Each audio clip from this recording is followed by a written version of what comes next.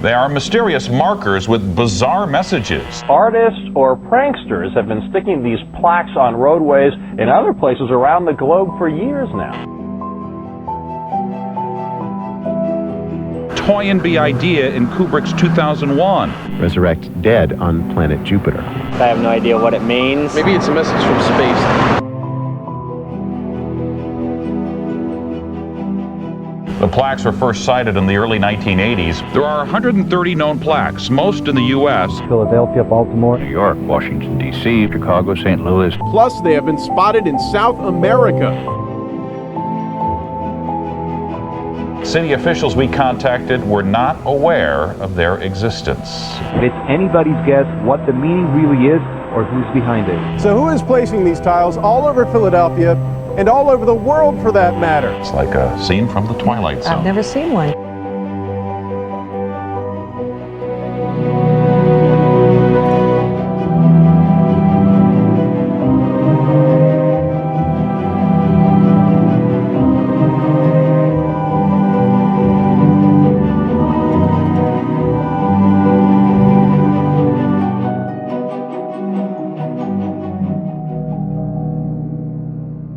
Well, I have all these Toynbee tile photographs and artifacts. Here's one that was in New York on Fifth Avenue and West 34th in front of the Empire State Building. This is from December of 1998. Here's one from Maryland and Meridian in Indianapolis. Here's that DC one. We don't have this one on the website, and it's in reverse. It's in mirror writing. These old New York ones were so incredible. You know, I always had this idea like someday maybe there could be a museum and I could get each one of these photos in a little frame or something.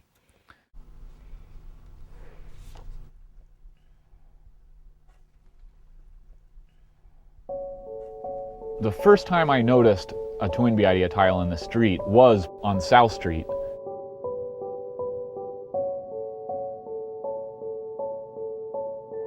It was this tile, like a floor tile or whatever, embedded in the asphalt in the crosswalk that bears this message on it. Toynbee idea in movie 2001, Resurrect dead on planet Jupiter. I started really thinking, that's weird, what's that all about? Why was it there? What did it mean? Who made it? Me and some of my friends lived in this squat on 5th and Bainbridge at the time. It was a chaotic squat full of 17-year-old runaways and, you know, people like that. It just caught my eye one day. I started thinking about it because I guess we were sitting on that corner and we were looking at that tile and I said, hey Vern, isn't that weird that there's that thing in the street that says to resurrect the dead on planet Jupiter?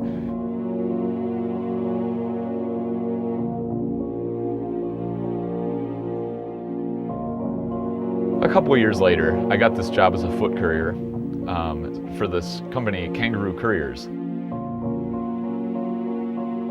I began to notice more of these cryptic street messages all over the place. You know, from walking around the city and looking down all the time, delivering back packages. I would walk over the tiles over and over and over and over again. So I'd think about them every single day. And, you know, I would just constantly think like, I wonder how long they've been there. I wonder what they mean.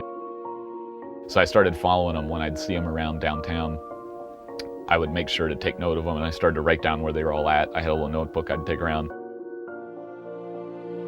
Around 1996-97, it became possible to go to the Philadelphia Public Library and get on the internet. So I thought, oh, I can't wait. I'm gonna do an internet word search on this Toynbee message. So I actually took off work the next day. I called in sick to work so that I could go to the library as soon as it opened. And I went to the library as soon as it opened and I ran up the steps.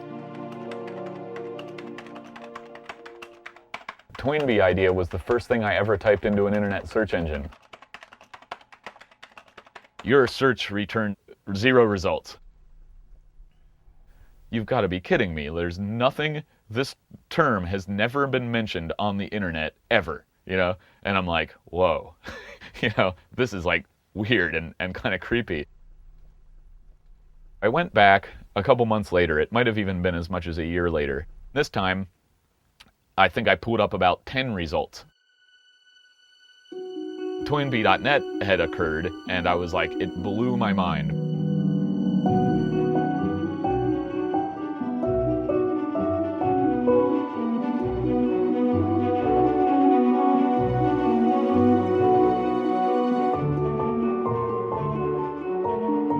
I start to see listings for all of them. I'm like, it's spreading. Like, I was like, just ecstatic. Then this is what blew my mind right out of the water. I start going down, and it's Baltimore, Maryland. This isn't just a Philadelphia thing. You know, these things are like in New York, DC, Boston, and the person who made them was a complete mystery. I was like, I've got to find out who made these things.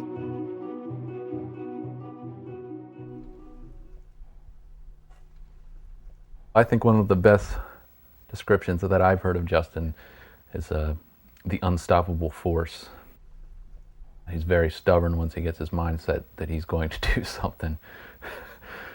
You know, he's just constantly on the move, and he's at least trying to take down everything in his way, in his path.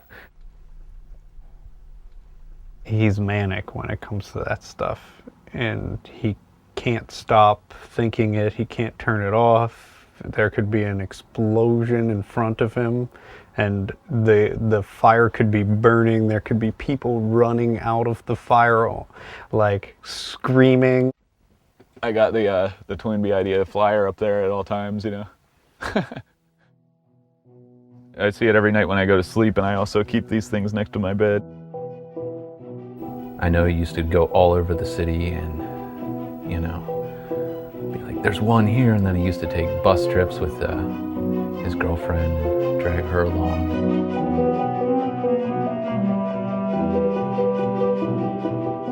We were in New York City, and going to New York City to me is kind of a big deal.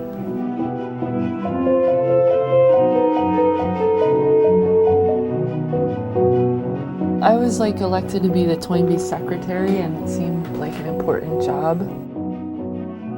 We were there for one reason, you know, and that was to look on the asphalt for tiles.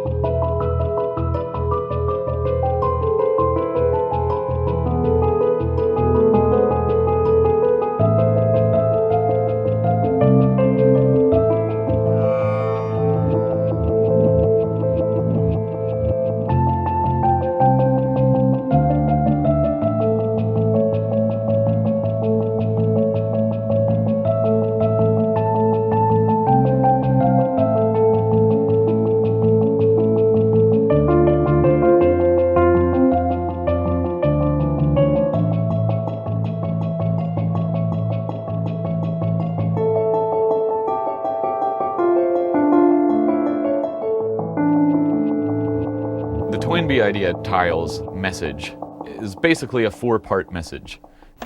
Toynbee idea in movie 2001, Resurrect dead on planet Jupiter. So what are all these things? What do all of these things mean? Well, the Toynbee referenced is almost definitely the historian Arnold Toynbee. Toynbee was known as a universal historian because he was not only a historian but a philosopher as well. So he would write books dealing with all of human history, the general sweeping arc of the history of the human species on the planet Earth.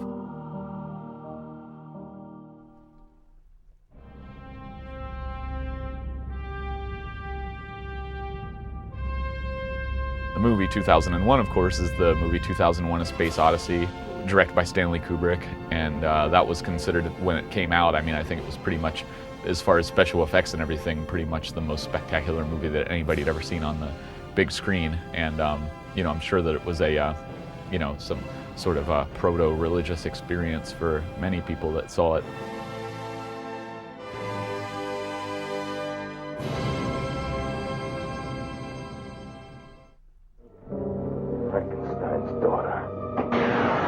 Resurrect dead, obviously, is the idea that there will be some sort of physical resurrection of the dead.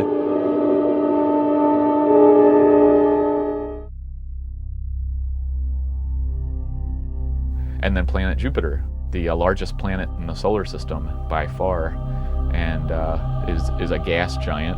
It's mostly made out of gas. I don't think it has too much of a solid surface, really.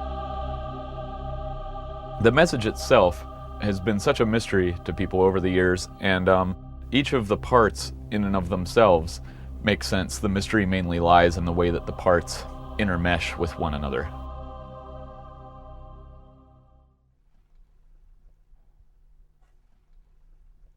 There was always these little sidebar text pieces on tiles, and after a while those started to become more interesting to me than the main message, because I had seen the main message hundreds of times, but these little sidebar texts started to get really exciting, because I'd be like, sometimes they would say stuff that was unprecedented. Please make and glue tiles, as the American media is working with the Soviet Union and its thousands of fronts in USA to... Under Freedom of Information Act, NBC journalists funneled FBI information on me to Soviet. Now the cult of the Hellion are now searching for more than one hell ideologies to get more reward. And if this idea survives after all, make those Hellions pay for what they've done. I'm begging you. Murder every journalist. I beg you. Sometimes there'd be tantalizing clues where one would say, I'm only one man, and when I caught a fatal disease, they gloated over its death. People had always speculated, would you think it's more than one person making the tiles? And I always said, no way. I always thought it was one person because they all look so similar, etc., etc. But it was always open to conjecture. We see this claim on this tile, I am only one man. So all of a sudden we know more information we knew before, that it's one man. There'd be this other sidebar text that said, that's when I begged them not to destroy it. Thank you and goodbye. I always pictured him on his hands and knees in front of the table at the boardroom, you know, where the cult of the Hellion is gathered, and begging them not to destroy it, with tears, of course, streaming down his face, you know. Please, I beg you, don't destroy this movement. And they're cackling and they're not taking him seriously. And then he says thank you and goodbye.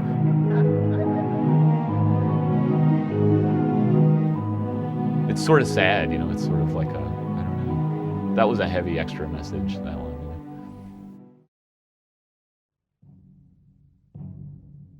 The manifesto tile was a tile that was on 16th and Chestnut in Philadelphia with just hundreds of words inscribed on it.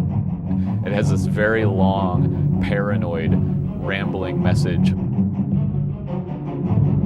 John Knight sent the Mafia to murder me in May of 1991. Journalists, all of them, gloated to my face about my death and Knight Ritter's great power to destroy. In fact, John Knight went into Hellion binge of joy over Knight Ritter's great power to destroy. I secured a house with blast doors and fled the country in June of 1991. Orders of NBC executives got the U.S. Federal District's Attorney Office and got the FBI to get Interpol to establish task force that located me in Dover, England. When back home, Inquirer got union goons from their own employees' union to send down a sports journalist who, with baseball bat, bashed in the lights and windows of neighborhood cars, as well as men outside my house. They are stationed there still, waiting for me. NBC, CBS, W Westinghouse, Time, Warner, Fox, Universal, all of the cult of the Hellion. Each were much worse than Knight Rider ever was, mostly Hellion Jews. When KYW and NBC executives told John Knight, the whole coven gloated on how their Soviet pals had found a way to turn it into a... It was pretty wild. I mean, it was probably in the top 5 most intense things I've ever seen in my life, you know. It's not an art project put together by some art students or something. It's like something that's insane. You know, it's like something that's real. The Toynbee idea tiles were something that had this quality to it that was very sort of frightening and disturbing and strange. And yet at the same time, because it was occupying space in this very public sphere, people just kind of tended to pass it by and ignore it. When you start to realize that it's unusual and strange and unexplainable, it's like waking up from this dream where you're like, wait a minute, this thing that's been here all along doesn't make sense.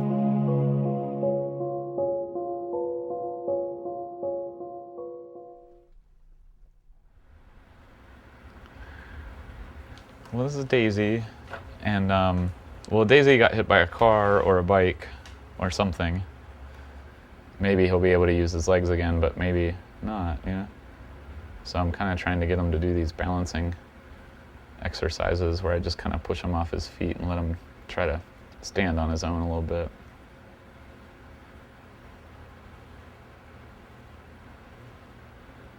But he's really a handsome dude.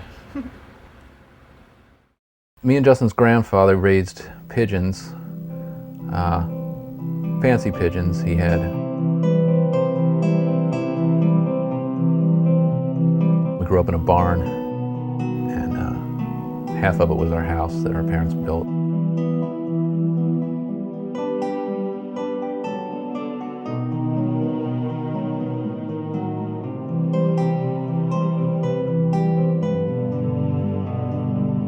I went up in the rafters and got a baby pigeon, and me and Justin used to feed that pigeon popcorn. We built a pigeon coop out in the barn, so we had like the biggest amalgamation of different pigeons you could possibly imagine. Like it was like the Noah's Ark of pigeons. We had 2 of or 3 of everything, and then they all started interbreeding because, well, we just had no idea.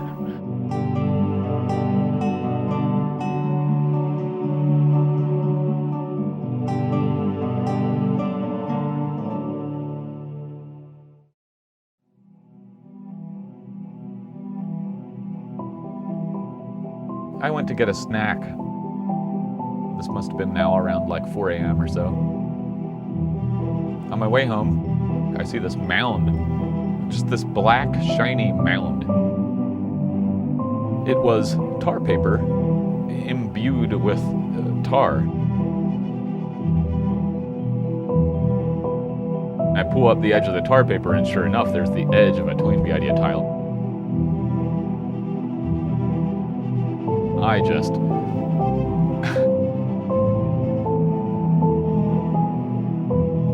It was fresh, as in a car had not hit it yet fresh. I'm sure that there was no fresh tile there when I went to the deli.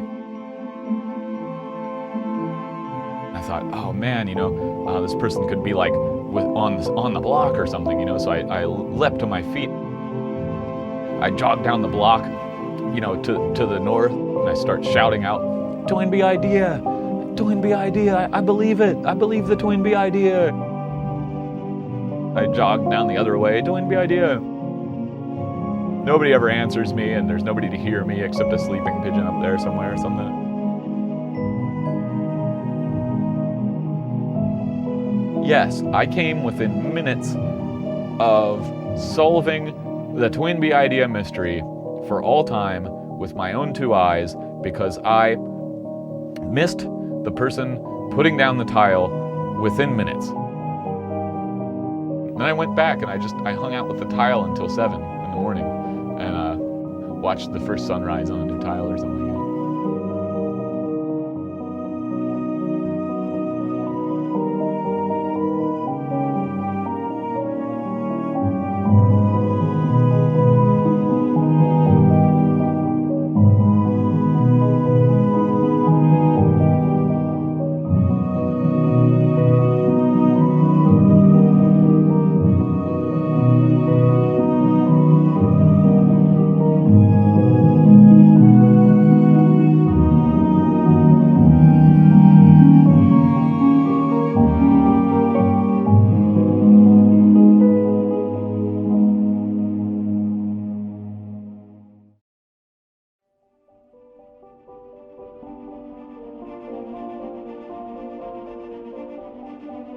I've been interested in the tiles for years, since middle school in the early 1990s in Philadelphia. Every few years I'd like sort of get into it and see what more had been found out. No one had solved it, it had been years. So I was like, all right, screw this.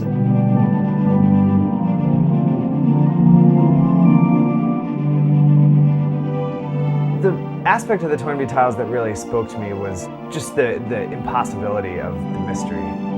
I was probably the most skeptical person involved in the detective work. I really thought we were just going to say, this is a black hole. You know, here, look at this crazy phenomenon that has absolutely no possible, explanation that we could ever come to. I remember my very first email to Justin.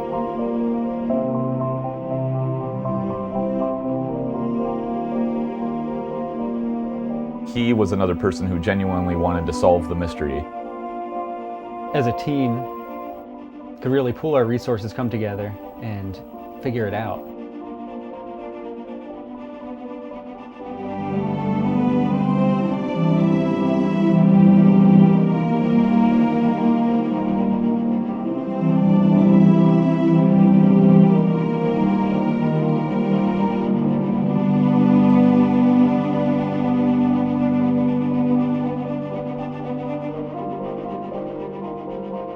So when we started researching the tiles, we really only had a very small number of clues to go on. We had an address to a South Philadelphia home. We had an article from 1983 printed in the Philadelphia Inquirer, and then there was a play by playwright/film director David Mamet. And these three sources were basically where we began our quest to discover the identity of the tiler.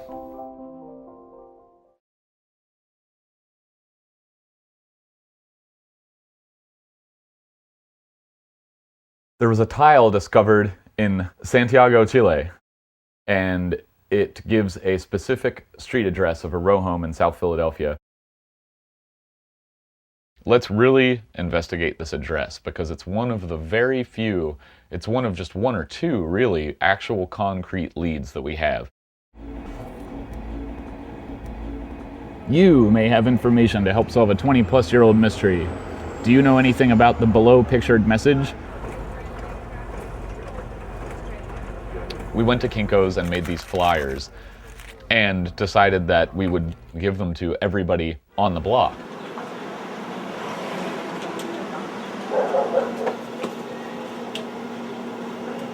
Resurrect the dead on the planet Jupiter? Yeah.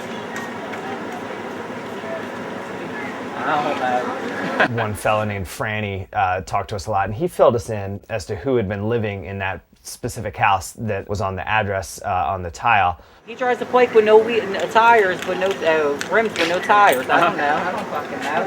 He lives over there. He got old birds in his house, goats, geese, things all over his house. The fellow living there now, they call Civvy the Birdman. My first impression, the very first thing that I thought was, that must be the person who made all the Toynbee tiles, for sure.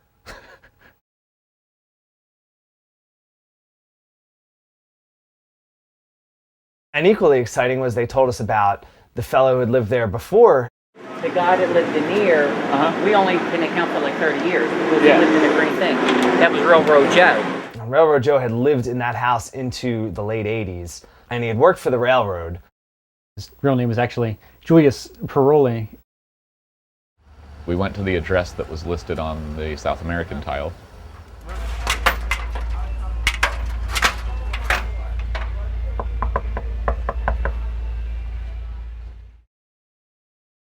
no one answered the door, and there's a bar put through the door with 2 padlocks on it. Since no one came to the door, it's sort of a dead end, except for the fact that all around in the surrounding blocks are these sort of proto-tiles, test tiles, sort of test materials layered on top of each other. Random letters.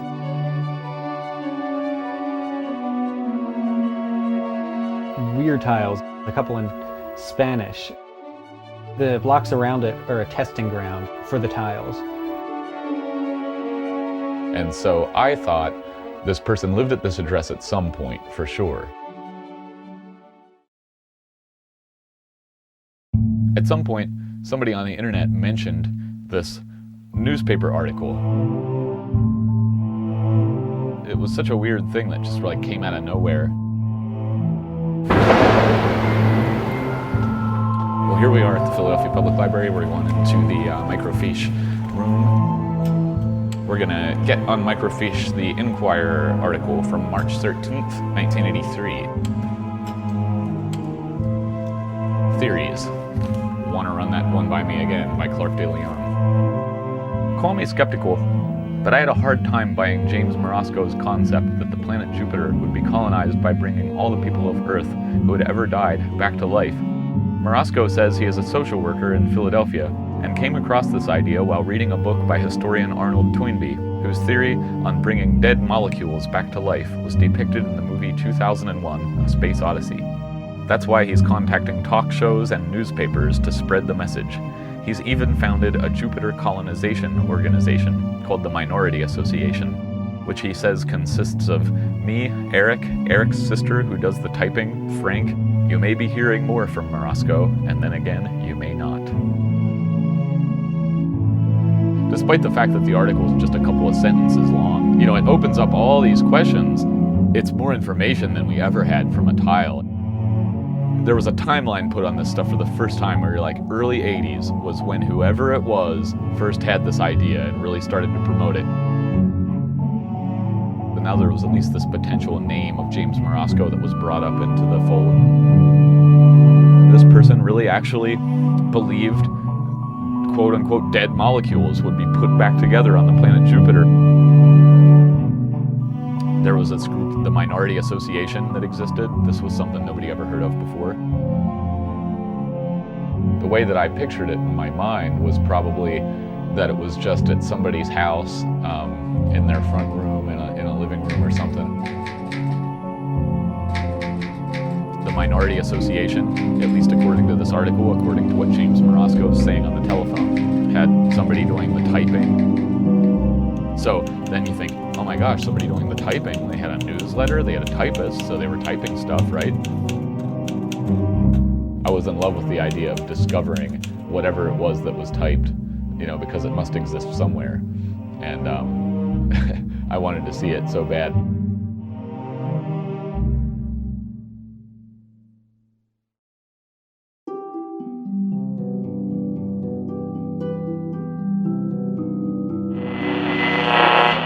Toynbee tiles first appeared in the early 1980s, around the same time playwright David Mamet published 4 a.m. It's a one-act play about a radio host and a strange caller who wants to talk about his plan to, yes, resurrect the dead on Jupiter. Now all of a sudden, we've got this play. So David Mamet, highly decorated playwright, he won a Pulitzer Prize, nominated for an Oscar, wrote this one-act play called 4 a.m.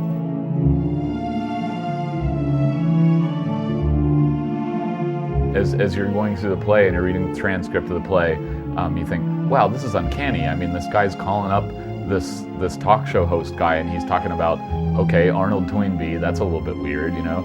Oh, geez, he's talking about in the movie 2001? That's weird. And then he says, yes, we want to resurrect the dead. And you think, whoa, that's crazy. And then the planet Jupiter, you're like, all right, this is not no mere coincidence. He's basically, you know, reiterating a conversation with the Toynbee tile guy or a member of the Minority Association or something, and you just think, so David Mamet has something to do with it, and it just makes your head spin where you're like, what? But even more telling is he mentions that phrase dead molecules. There had never been a tile photographed or documented or described by anyone that mentions this phrase dead molecules. The only time that the term molecules has ever connected is in, of course, the Clark de Leon newspaper article. You know, it's the same concept. Mamet wrote that piece, but it was, it didn't appear anywhere publicly. And then De Leon's 1983 article was published, and then Mamet's play was published. It seems like they were working independently, and that was the assumption that we had going into our detective work. Mamet insists the play is not based on a real caller. People used to ask me where I get my ideas, and I would always say, I think of them. There was no call on the radio, I made it up.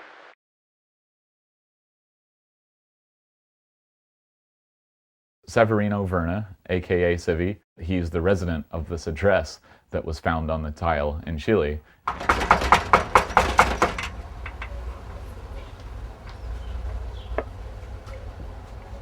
I don't think he's answering. Yeah, not for us to talk to us. We didn't really know what to do other than try and talk to him. So we talked to some of the people from his neighborhood who were very personable. They think there's him putting a towel all over. Like South America had his address on it. Down here, like 7th Street, 9th Street had one, I think, or somewhere. Civi don't go anywhere. Civi goes nowhere. He just worries about his birds. Civi's a very hard guy to talk to. I know. Well, did you knock on his door? Yeah, I don't think he's home. See you, Frankie, and he wouldn't answer? Yeah, we've knocked on his door a bunch of times. I don't think he'll answer the door because he doesn't know us, Yeah.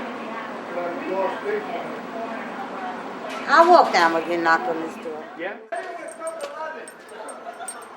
Civi! Civi!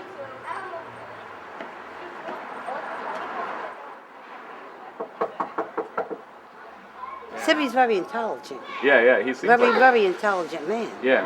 You just talk about like plants and stuff. Anything he feels. Civi's very quiet. Yeah. Very quiet person.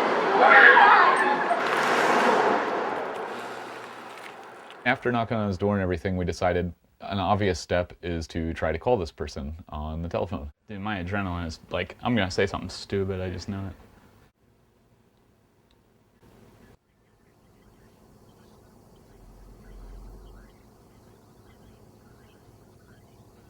His phone has been disconnected, so we call actually his mother, and Justin has a conversation with her. I'm trying to get in touch, I think, with a relative of yours, Sevi. I'm doing some research into an art project that I think that he might be involved in, and I've been trying to get a hold of him, but he's kind of hard to get a hold of, so. I don't know if you ever heard of this thing, Toynbee idea. It's in Philadelphia, New York, it's all up and down the East Coast, and then it's also in South America. Like, do you know if has he been to South America, or? So somebody contacted him before about it. She said, he's never been to South America. And she said, we weren't the first person to bring this up to her, and she said that Civi had mentioned that somebody had come to his door asking about it, and he told her he didn't know anything about it. So I mean, you definitely don't think that your son has any involvement in it. Like he never talked about Arnold Toynbee or anything like that. Like, yeah. Is he like into history or anything? Like, no. She said, there's no way he has anything to do with this, and I don't know what you're talking about. He can't travel because he has a lung condition. Your son with his lung condition, like he never travels or anything, so. Yeah. Huh. Yeah, because that would really put him out of the picture for being the person, because whoever's done it has at least traveled, up and down the East Coast of the United States. All right, thanks for your time. Okay, goodbye.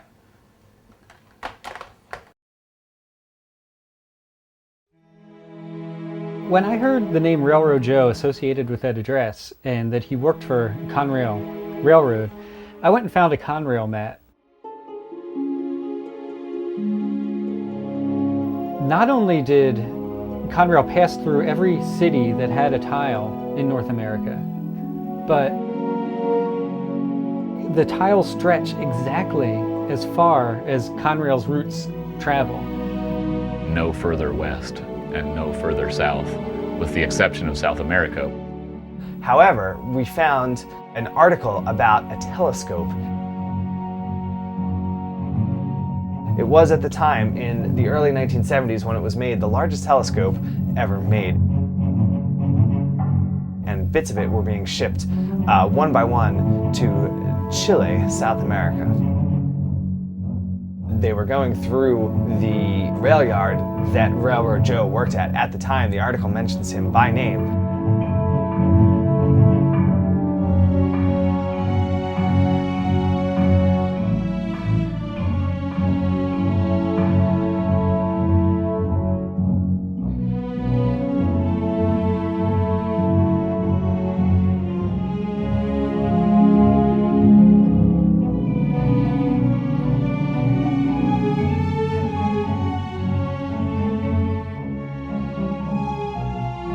I went to the library and did some research on his family name. The only reference I found in the early 80s Philly directories were tombstone carving.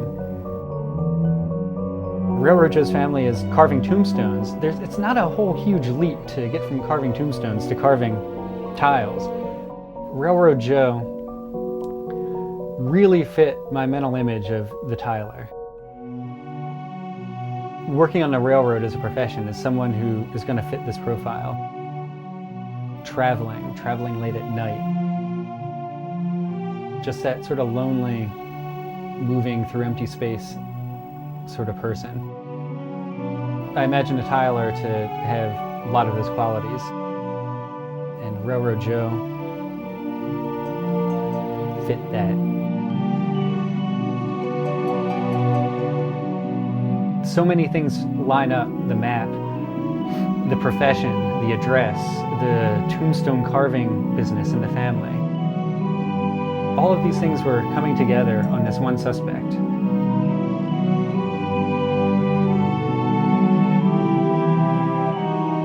The fatal flaw of the Railroad Joe's Tyler theory is that he died. You need to find a way for him to be tiling beyond the grave. Short of resurrecting himself, it's difficult to make that argument.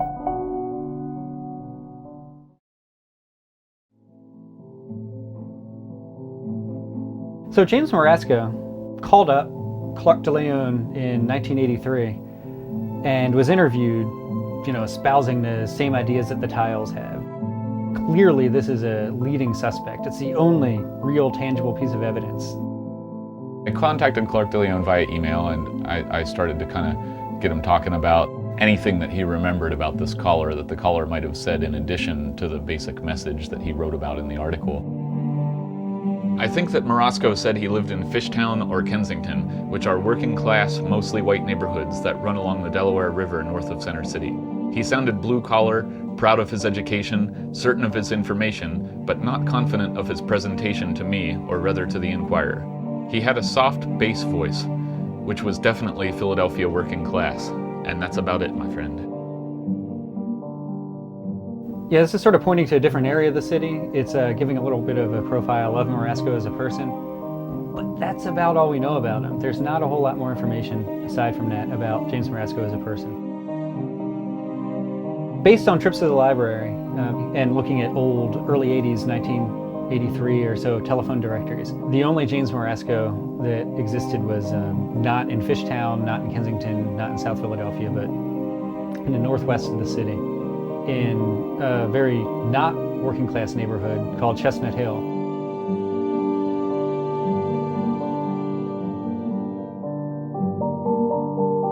He's been interviewed by reporters.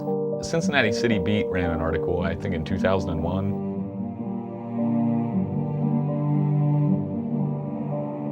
The person who answers the phone says, well, Mr. Marasco can't speak because he's had his voice box removed. His wife spoke for him and said he had nothing to do with the tiles. based on his age, when the tiles would have been put down across the country, he would have been in his 70s and even 80s. It doesn't fit, obviously. We're looking for a social worker named James Marasco. We've never found a social worker named James Marasco. The more we looked into James Marasco, the less likely it seemed that he even existed.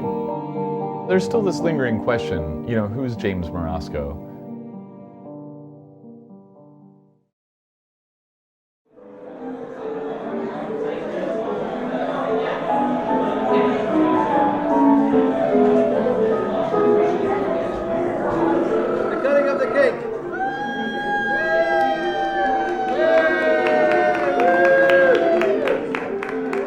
Justin's exhibit will be up for the next month, so please come over and take in the art.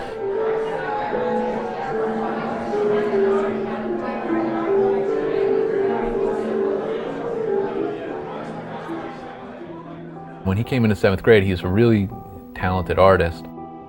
He had the same art teacher from 7th grade to 12th grade, and she loved him. I remember being in 9th grade and I had an art class and she had all of his art laid out. She brought everybody from our class over and was like, look how good this kid is, he's gonna be great. And she was like, you should really be proud of him. It just seemed like she just always had one kid that was like her favorite. And if she put all their artwork in these art competitions and you'd like win these gold keys.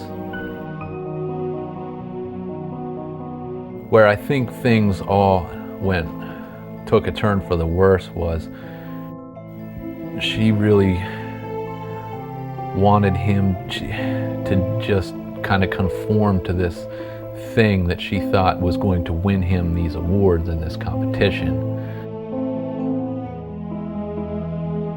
He didn't take instruction well and he didn't do what he was told. That naturally put him at odds with the art teacher.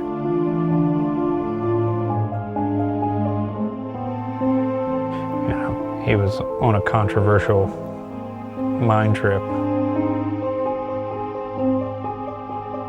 It was a slap in the face to her that somebody that she championed as being talented could not be exactly the person she wanted them to be. And it was a love affair gone sour,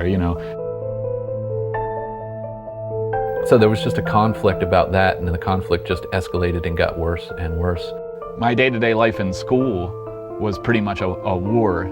I would walk through the hallway and kids would open up a locker and smash me into it and, push me down the stairs, and then they'd be like, fucking pigeon man. He received a lot of abuse. It was personal, They were anti-Justin and he was anti-them.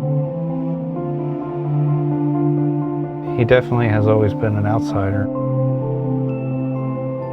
Really got to a fever pitch. I would skip classes and I would just go back behind the auditorium where there was this area back there that was dark and lonely and gloomy, and I would just draw pictures, Once he got kicked out of art class, I think in the beginning of 11th grade, his high school days were numbered.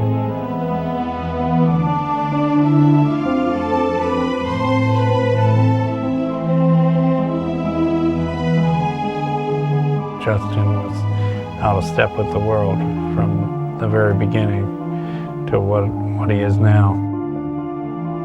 He's a strange bird. I think he's going to carry that right on out. Let's see how this.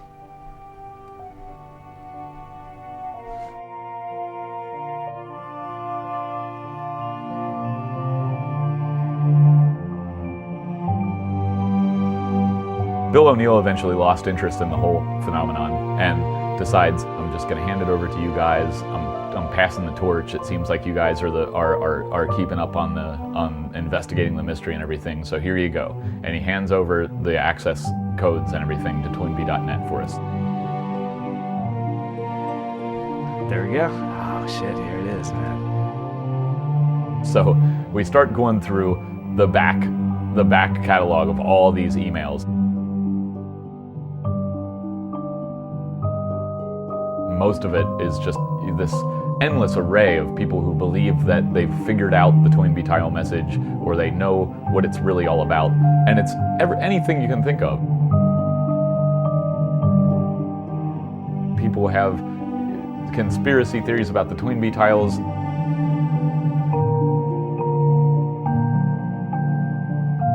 And people who believe that they've solved the mystery.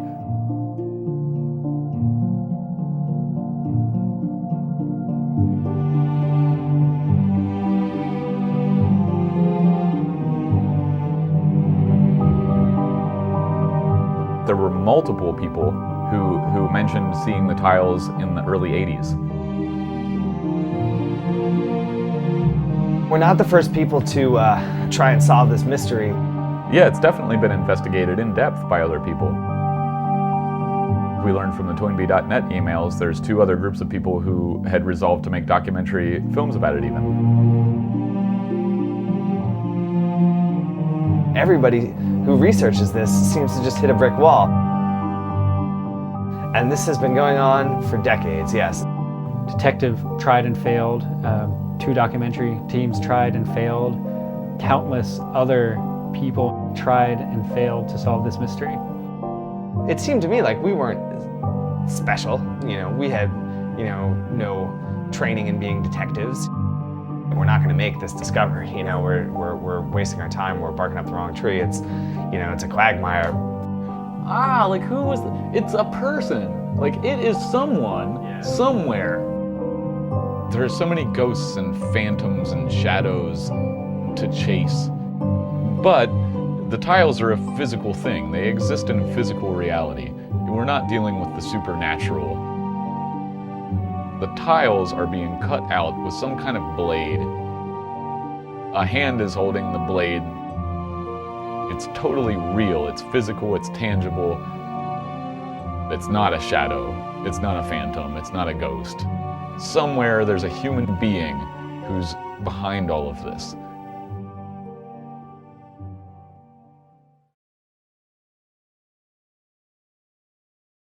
One interesting thing that came out of the Toynbee.net emails was an email that came from a guy named Joe Raimondo. He said that in 1985, this really strange broadcast came over his TV. Look, I got a real story here because I heard this. I was watching Eyewitness News at 11 o'clock on Channel 3. I was by myself, kind of in the dark, just like chilling out. All of a sudden, I heard this thing about Toynbee's conception of Clark's 2001 or whatever it was. Like the television newscasters talking, and all of a sudden, like they kind of faded out, and then this voice comes in, and they said it real fast, and then there's like all this static, and then it went away. Somebody hijacked the TV news, and they're beaming this Toynbee idea thing at me. Like it took me a minute to like get my head together, like what's going on here? So I thought I got to find out what's going on here. So I called Channel 3. I called them up. I'm like watching your news, and I just heard this thing about Toynbee, and the person who's the operator is like, yeah, well, you're not the only one. The voice of the Toynbee tiler is apparently coming through his TV set. This is just fascinating. So, how is this happening?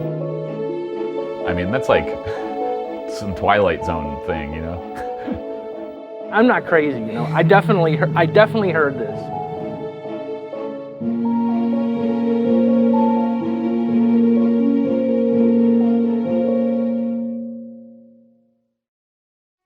This guy Nathan Mail wrote into Toynbee.net many years ago with this story of running into this street prophet guy in the Greyhound bus terminal in Philadelphia, and he's giving out these pamphlets or pieces of paper with the Toynbee message on them.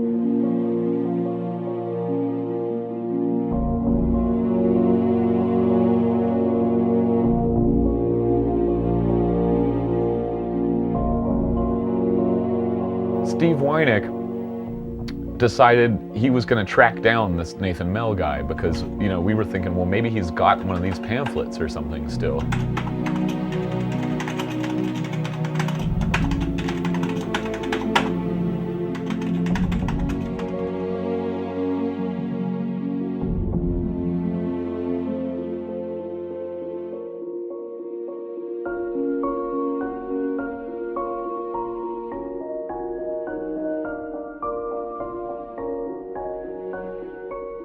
Nathan Mell told us the story.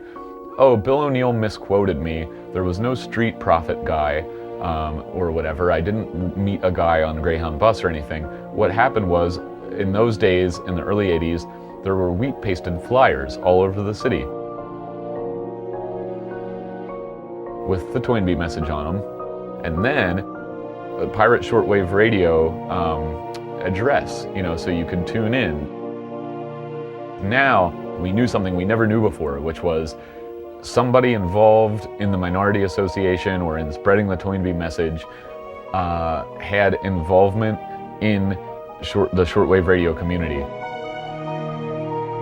So I thought, somebody in the shortwave world knows who these people were or who this person is.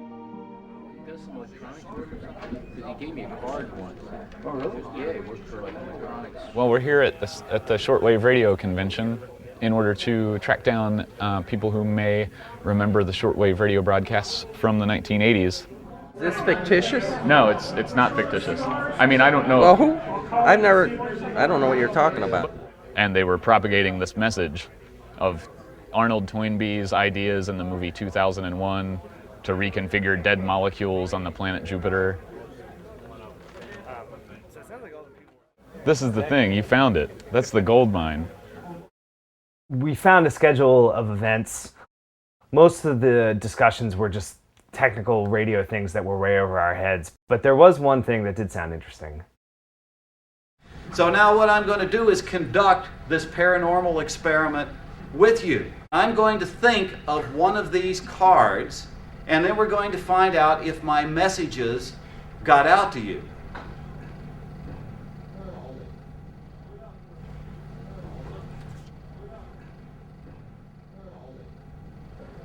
How many people think that I thought about the star? 1, 2, 3, 4. How many people think I thought about the square? 1, 2, 3, 4, 5, 6, 7, 8, 9, 10, 11, 12, 13, 14. How many people think I thought about the wavy line? 1, 2, 3, 4, 5, 6, 7, 8, 9, 10, 11, 12, 13, 14, 15, 16, 17, 18, 19, 20, 1, 2, 3, 4, 5, 6, 7. So all of you thought, in my fine thinking apparatus, that I was thinking about the wavy line. That was the majority of the people. Well, I'll show you what I was thinking about. Wow. I was thinking, see, there's nothing here. I was thinking of the wavy line. Maybe there's something to this. At the end of the lecture, the guy who did it opens up a little forum for people to ask questions, question and answer, I apologize, it's kind of off the subject, but it's a mystery that we're trying to solve. Somebody that's been creating sort of like an art piece or whatever that's somehow Arnold Toynbee's ideas in the movie 2001 would, people would be able to raise the dead on the planet Jupiter. They were doing shortwave radio broadcasts in the early 80s. What we were basically trying to do here is see if anybody remembered those shortwave broadcasts talking about this stuff. And I figured this would be as good of a place got as an any. old fart audience here, so they ought to. Anybody remember any of that stuff? Big zip here. Sorry. Yeah. Right after everybody says, "Oh, nobody knows anything," and the guy says, "Okay, well, we're going to move on then." Somebody sitting in front of me turns around their little metal folding chair a little bit and like whispers to me, "Hey, listen, I know some guys that probably know about what you're talking about. It's like some of the pirate guys, just catch up with me after it's over, all right?"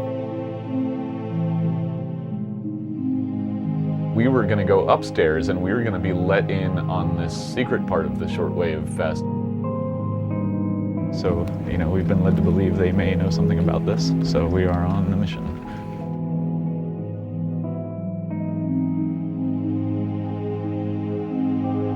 Over here is a very low power transmitting device that is radiating a signal around the hotel here. He's actually performing a shortwave broadcast on the 4th floor of the hotel or whatever where the Shortwave Fest is at. This is Radio Clandestine.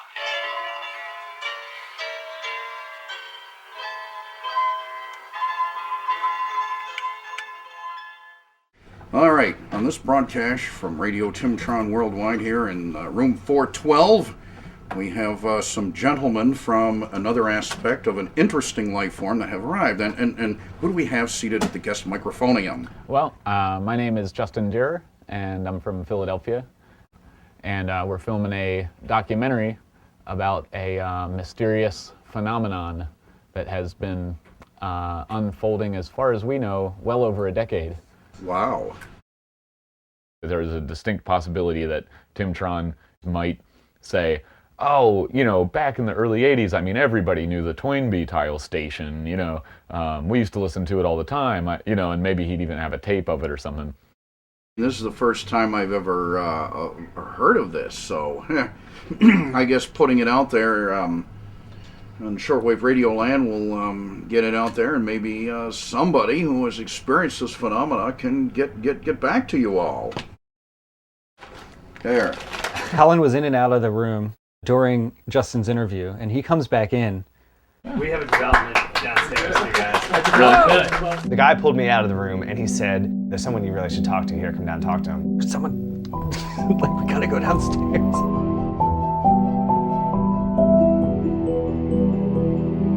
We go over and start talking to this guy, John T. Arthur.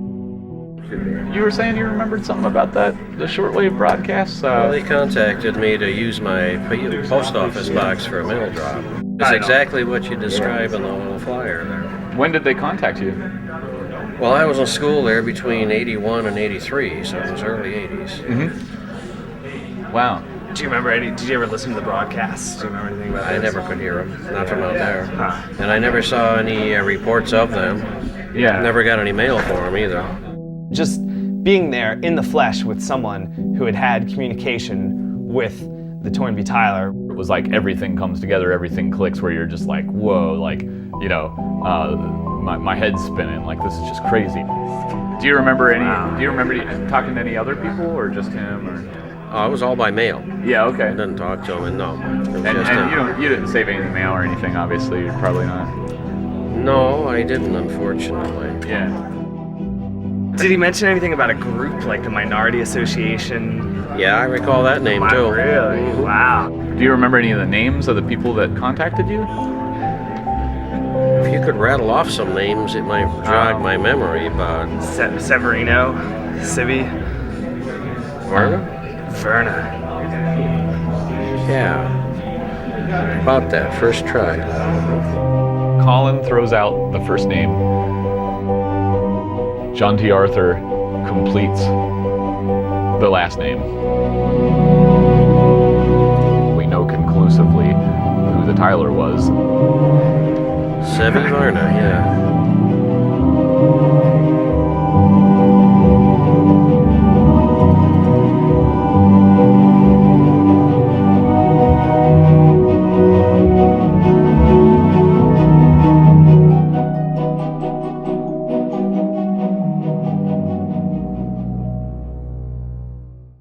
After the Shortwave Fest, we got together and we had a little roundtable discussion about what our next steps would be. Well, stranger things have happened. What? Nah, that's not true. Nothing stranger has ever happened. Well, where do you guys want to take it from here? I mean, what can we do from here? You know? We should go back to the neighborhood, or at least like nail Franny down more into just being like, you got to talk to him. You know what I mean? Because now we know something we didn't know before. So yeah, knowing more about him is really what's important. Right. Yeah. And just filling in all the holes. We go back to the neighborhood.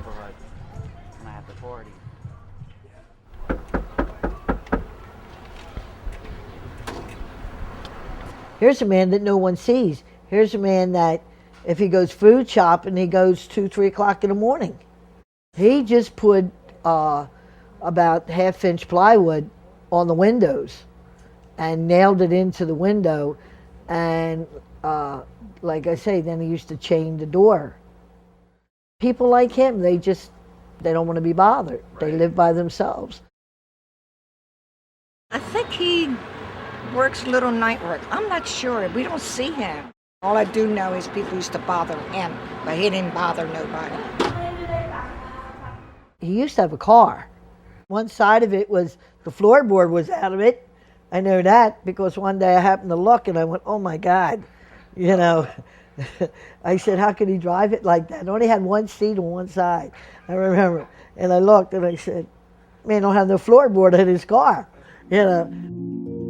The Tyler doesn't have a floorboard in his car. It like takes a second, you're like, no floorboard. Immediately it makes you think, well, that's how he's putting the Toynbee tiles down, as he's driving in his car, dropping the Toynbee tiles through this floorboardless part of the car. No one would see a thing. I remember seeing that tile in the middle of the highway.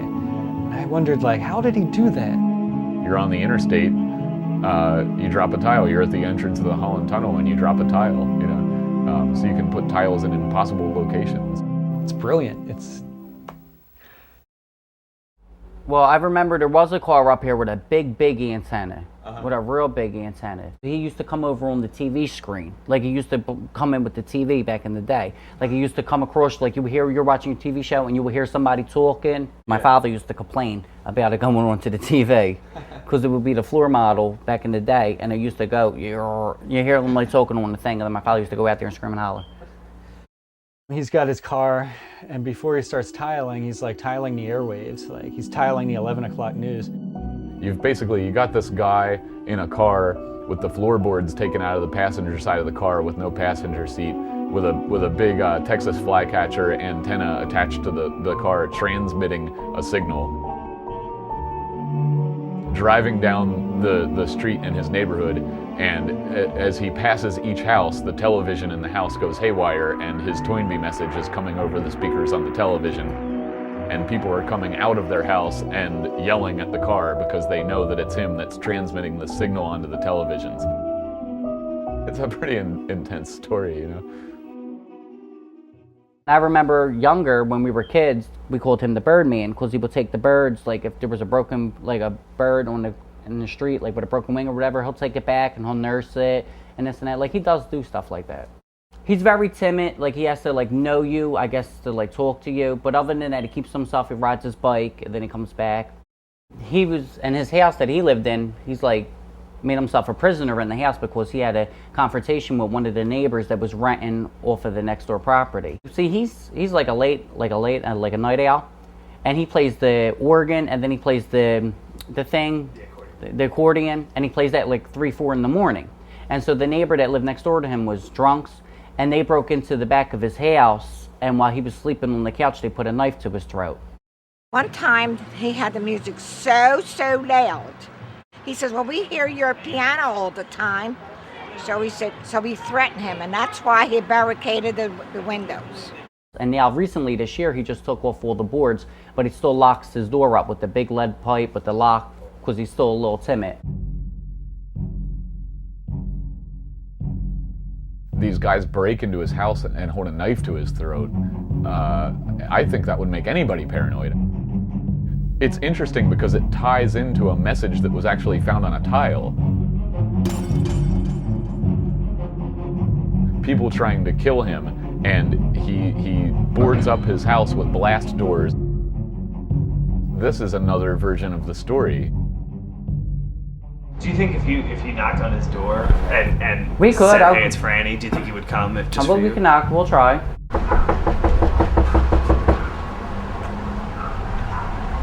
Sibby!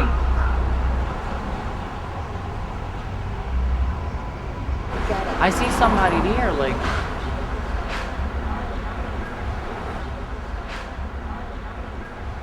He's scared, poor fella. Yeah. He's scared. He was home, and he just wasn't answering the door.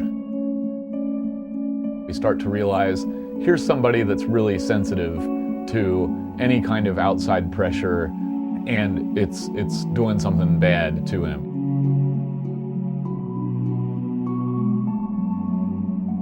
Dustin, do you think we'll ever talk to Sibby? No. I don't think we'll ever talk to Sibby.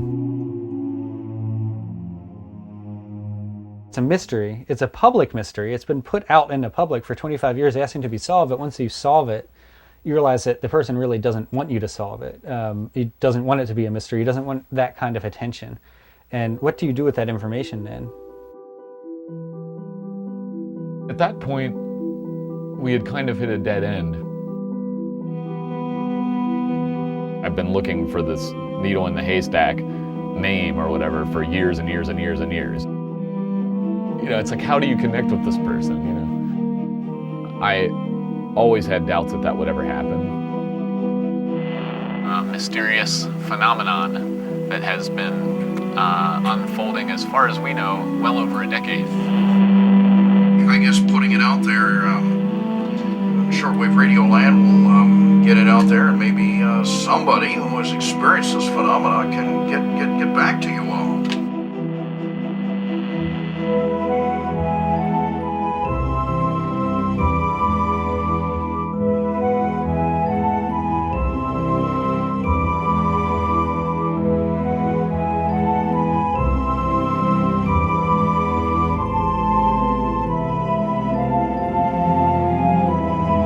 Fleming has this amazing story. When he was a kid, he was driving from Baltimore to Philadelphia, and he was listening to shortwave, and he picked up the Toynbee idea message shortwave transmission. And at some point in the transmission, the person read out a P.O. box address he could write to, and so he wrote to the address and said, "Yes, I'd like some of your information."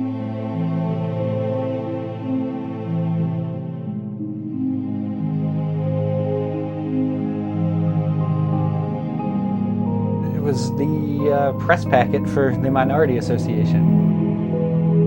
Euless still had all of the material, still had all of the papers. We all got together to have a meeting while we received the emails in real time. So, you know, as Euless was scanning in the sheets of paper and sending them to us, we were actually receiving them as they were coming into us, and we're all watching them, you know, unfold out of the ether world. We finally get to see the typewritten messages and, you know, all the details of everything, and who knows what. I couldn't even imagine what would be in the material. All these details were running through my mind like wildfire.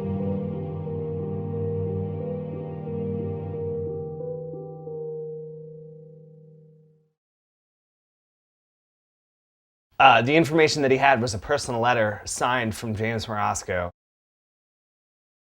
as well as some other documents on the Minority Association.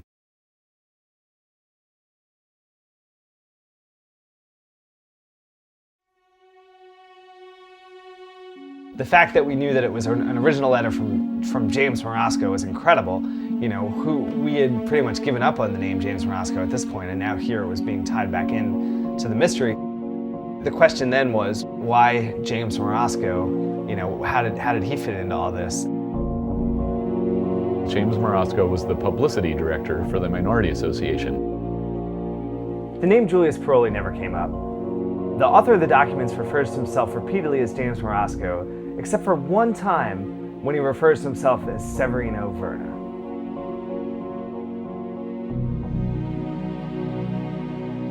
He sounded blue-collar, proud of his education, certain of his information. Sibby's very intelligent. Yeah, he seems Very intelligent man. But not confident of his presentation to me, or rather to the Inquirer. He had a soft bass voice. Sibby's very quiet. Yeah. Very quiet person. I don't think there ever was a James Marasco in Fishtown. I think Clark De Leon remembered incorrectly. The descriptions of James Marasco via Clark De Leon all matched with the descriptions of Civvy that we had gotten from Civvy's neighbors. They could have very easily been describing the same person. James Marasco is sharing the same P.O. box, he's got the same handwriting, he's using the same typewriter, he's got the same phone number. Everything really suggests that James Marasco never existed. There was only ever one person, and that person was Civvy. The fact that he would create a pseudonym to unleash his idea onto the world made sense. It's very difficult to do that if you're not an outgoing, charismatic person who's willing to deal with the public and everything. And so I feel like he wanted there to be somebody like that, so he just made up a character to do that.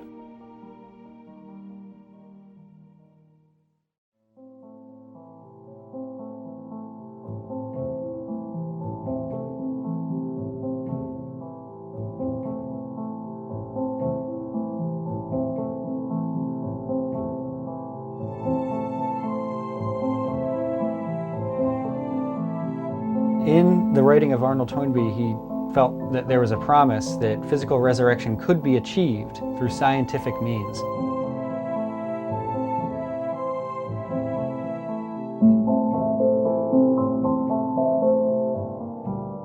Toynbee never uses the exact phrase dead molecules, but he comes real close to it.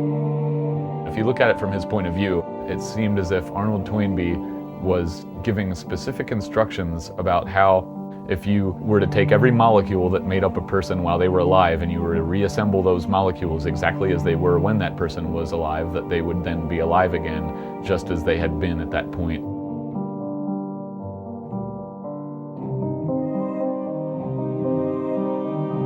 The Tyler tied Toynbee's idea of physical resurrection being a scientific process in with the movie 2001, where humanity achieved its next stage of evolution on the Jupiter mission. In the end of that movie, there's the section where the astronaut sees himself dying, but then he could be coming back to life.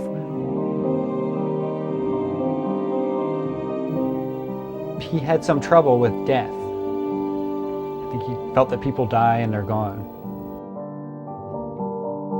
Yeah, heaven now, at this stage of evolution, does not exist.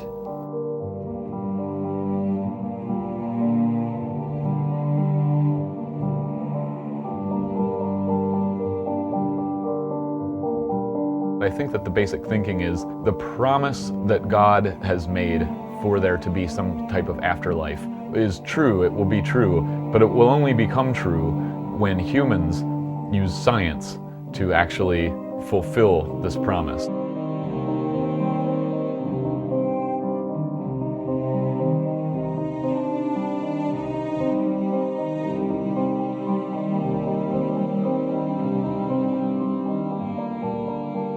You could build heaven from the ground up. If you interpret the end of the movie 2001 as people building a physical afterlife in outer space, then that basically is the Toynbee idea in movie 2001 to resurrect out on planet Jupiter.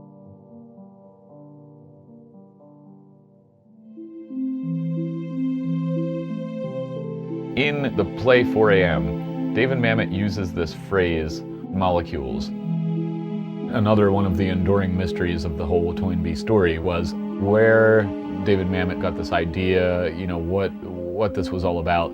So it was incredibly revealing to read this little piece of information in one of Civi's letters to Euless.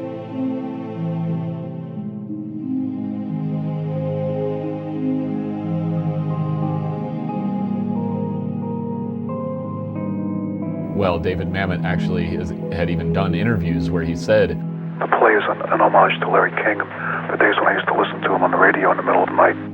Well, now we knew there was a specific phone call made in February 1980, and he was on the air on Larry King, and who knows? But Mamet insists the play is not based on a real caller.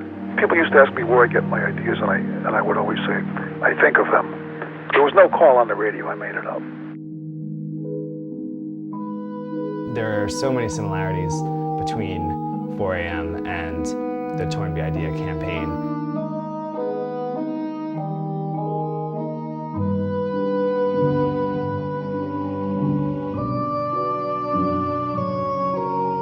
Certainly all of the things that the caller says sound like they could have come directly out of the mouth of James Morosco. The phrasings in the literature that we got from Euless, are so close to that source in 4 a.m. Maybe wrote something down at the time he heard it, 4 o'clock in the morning, went to bed. 3 years later, he'd forgotten about where he got the idea, and then wrote a short play. It's kind of mind-boggling somehow, I don't know. This is all somewhat up to conjecture because we don't know any of this stuff for sure. It's all from context clues. But this is what I'm thinking. 1979, he discovers the library book, has seen the movie 2001, puts 2 and 2 together in his mind. February 1980, he makes a phone call to Larry King Live and gets on the air.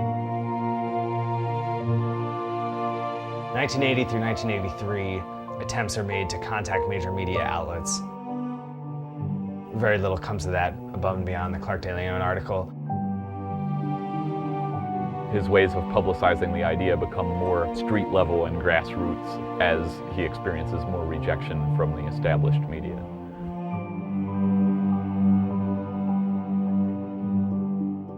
Sometime around this point, he has developed stationery and is making wheat pastes. He is also experimenting in shortwave radio. He tries to get a pirate radio station up and running and broadcast via his car. They won't put the Toynbee idea on television. And so he just drove around transmitting directly onto people's television sets.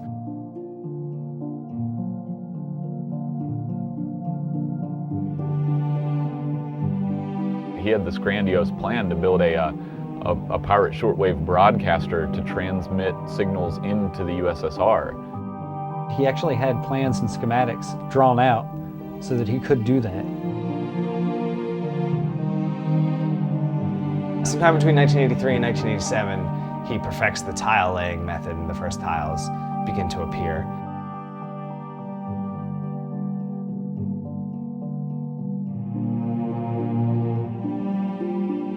In the late 80s, Civvy drove his car across the US and also visited South America and laid hundreds and hundreds of tiles.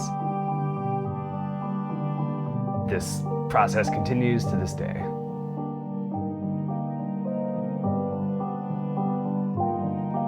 You have to look at it from his point of view, which I'm sure is hard for a lot of people to do. I think he became fixated on this idea that he had found the answer to, overcome death and everything, and decided that if he could just figure out a way to publicize the idea, the rest of the story would kind of write itself.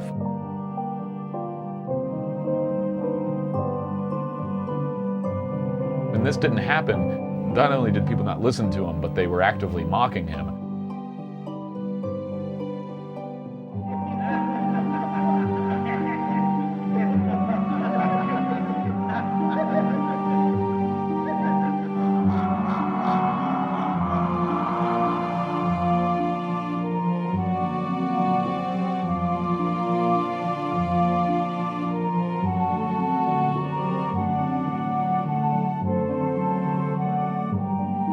There's a big part of that story that has to just do with empathizing with him as a person. We found out everything we needed to find out. We found out why the tiler never stepped forward and took credit for everything. It gets to this point where there's this strange kind of, dilemma where you say, okay, how much is too much, and let's just step back and leave it as it is,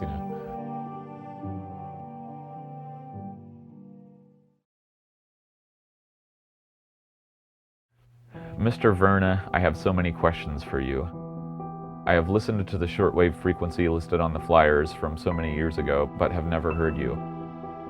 I want to make perfectly clear to you the immense amount of respect I have for you as a thinker, as a creative individual, and as someone who has persevered despite being ignored or mocked in the press in the early stages of your campaign. I sincerely admire you for your stalwart dedication and your innovation of a method of circumventing the media. Mr. Verna, if it is at all possible, we would love to have you tell the story of this unparalleled publicity campaign in your own words. You have my solemn word as someone who has followed your creative work for over 10 years, that it is my highest priority to present your thoughts and words in whatever form, in the most respectful and positive manner of which I am capable. We have tried knocking on your door to speak in person, but began to feel as if we were making pests of ourselves, so we will not do so anymore. I write all of this to you in a spirit of total openness and frankness. I hope you will be able to respond to us and that you would be willing to share your thoughts with us. But whatever decision you make, please know that you have my understanding. I hope this finds you in good health and spirit. Very truly and respectfully yours, Justin Jerry.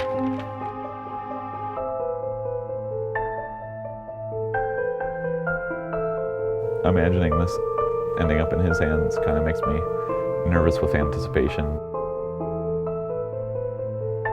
I run scenarios over in my head It's just that whole world of possibilities. I mean, after I do that for a while, I just have to stop doing it because it'll drive me insane.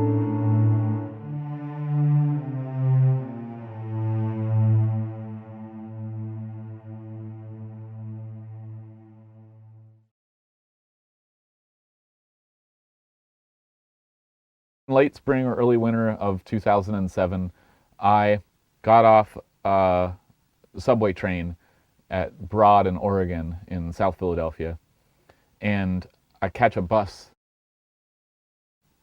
around the 700 or 800 block, which is in the neighborhood where the address on the Toynbee tile in South America was listed or whatever. I had an encounter with who I assumed to be the Toynbee tile culprit.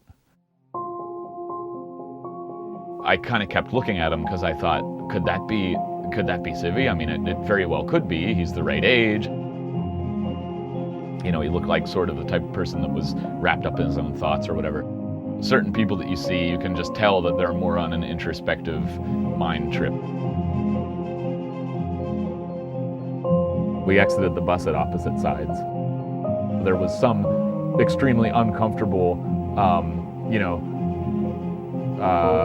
glancing back and forth and eye contact and stuff. It was, uncomfortable and tense, but nothing was said, but we definitely noticed each other. All kinds of stuff went through my head. For years and years I wanted to talk to this person, and for years and years I wanted to solve the mystery. But the thing was that when I ran into him on the bus, I didn't want to do it. You know, it's not that I couldn't bring myself to do it. I decided not to bring myself to do it because I felt like it was not the right thing to do. You can't force somebody to open up to you. You can't force somebody to decide that they're going to share things with you. I need to know when to let go. I had a moment of emotional and intellectual clarity about where I stood with the story. Let them go in peace on their way, and I would go in peace in my way, and that would be it.